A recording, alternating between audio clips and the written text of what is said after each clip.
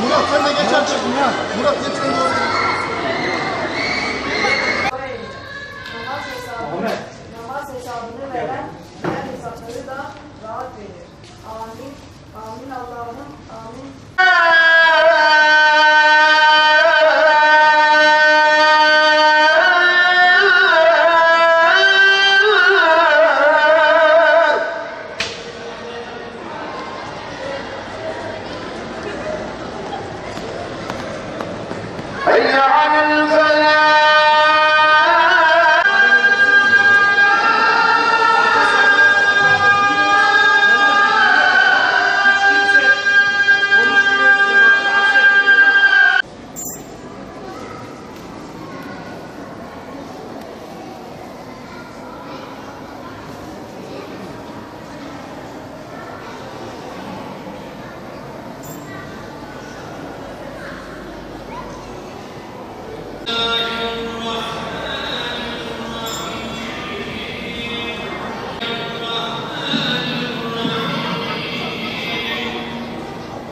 Bütün ölmüşlerimize gani rahmet eyle.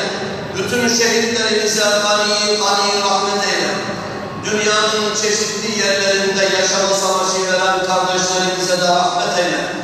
Ümmeti Muhammed olarak bizleri birlik ve beraberliğe eriştir Allah'ım.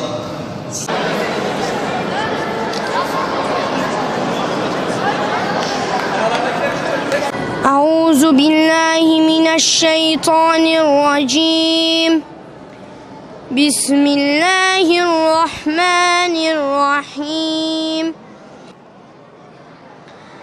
الذين يؤمنون بالغيب ويقيمون الصلاة ومما رزقناهم من قبلك وبالآخرة هم يوقنون أولئك على هدى من ربهم وأولئك هم المفلحون الله أكبر الله أكبر الله أكبر الله أكبر أشهد أن لا إله إلا الله أشهد أن لا إله إلا الله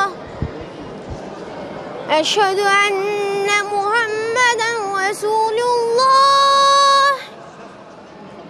أشهد أن محمدا رسول الله حي على الصلاة حي على الصلاة حي على الفلاح حي على الفلاح الله أكبر الله أكبر لا إله إلا الله أشهد أن لا إله إلا الله أشهد أن محمدا رسول الله أشهد أن محمدا رسول الله حي على الصلاة حي على الصلاة حي على الفلاح حي على الفلاح قابل الصلاة قابل الصلاة الله أكبر الله أكبر لا إله إلا الله الحمد لله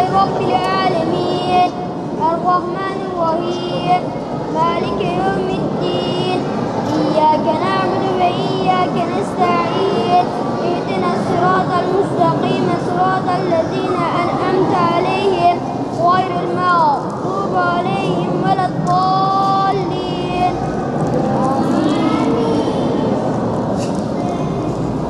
ويل لكل همزة لمزة الذي جمع ماله وعدده يحسب أن ماله أخلده كلا لينبذن في الهدمة وما أدراك ما الهدمة نار الله الموقدة التي تطلع على الأفئدة إنها عليهم مؤصدة في عمد ممددة الله أكبر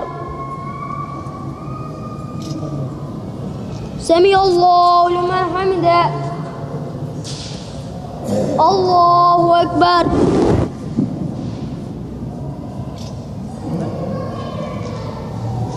الله أكبر الله أكبر الله أكبر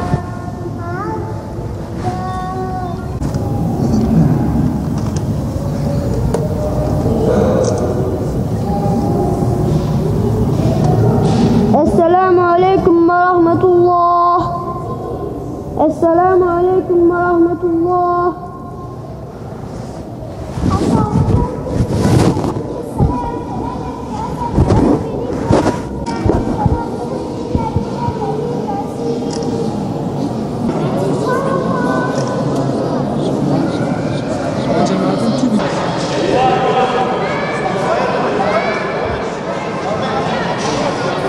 Çünkü namaz insanları kötülükten alıkoyar. Namaz Peygamberimizin dediği gibi gözün nurudur. Namaz olmazsa nur olmaz, karanlık olur. Her daim namazlarını kılan, namazına önem veren insanlardan eyle. Eğitimlerinde hizmette bulunan hocalarından, annelerinden, babalarından Yüce Rabbim razı olsun. Manlı insanlara, gençlere hepimizin, bu milletin, bu vatanın ve tüm İslam aleminin ihtiyacı var. Çıkmış olduğumuz bu kutlu yolculuktan Yüce Rabbim hepimizi muvaffak eylesin. Vatanımızı ve milletimizi öldürtmesin. Bütün işlerimizin evvelini ve ahirini hayırlı eylesin. Diyorlar ki bu altınlarınızla istediğiniz kadar yiyip içebilirsiniz ve orada geriye kalan altınlarınızla istediğiniz yettiği kadar hangi bilete yetiyorsa altınlarınız o vasıtaya binip o 2 aylık yolculuğunuzu hızlı bir şekilde kat edebilirsiniz. Aman ha o 24 altınınız bitmesin, altınlarınız yoksa orada size bilet vermezler. Sonra o 2 aylık çöl yolculuğunu aç susuz yayan bitiremezsiniz. Perişan olursunuz. Bakıyor ki diğer arkadaşı istasyona gelmiş ama elinde tek bir altını kalmış. 23 tane altınını har vurup harman savurmuş, sağa sola çarçur etmiş, boşuna harcamış. Ama gelin görün ki aklı başında olmayan o arkadaş o altınını da orada boş işlere vermiş, oyuna, eğlenceye vermiş istasyonda ve sonra kendisine bilet de vermemişler. Orada mahsur kalmış, o çölleri 2 ay boyunca yayan yürümeye çıkmış ama perişan olmuş, bitmiş, mahvolmuş. Diğeri ise uçakla biletini almış ve gitmiş padişahının çiftliğine, orada istirahata kavuşmuş. 5 vakit namazın karşılığı nedir? 1 altındır. 1 altın nedir? 1 saattir. Evet, sabahtan akşama kadar abdestiyle 5 vakit namazımız hepsi 1 saatimizi alır değil mi? Bize o 1 saati veren kimdi? Allah. Değil mi? Bize o 24 saati de kim vermişti? Biz de eğer bir gün boyunca o 24 saatten 1 saati Allah'a vermezsek, değil mi? Verirsek aklı başında olan insanlardan olacağız, değil mi?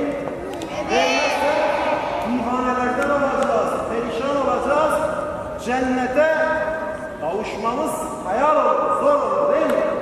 İşte Allah'ın rızasına, cennete kavuşmak için her gün 1 saatimizi Allah Azze ve Celle için ibadete, namaza harcayacağız.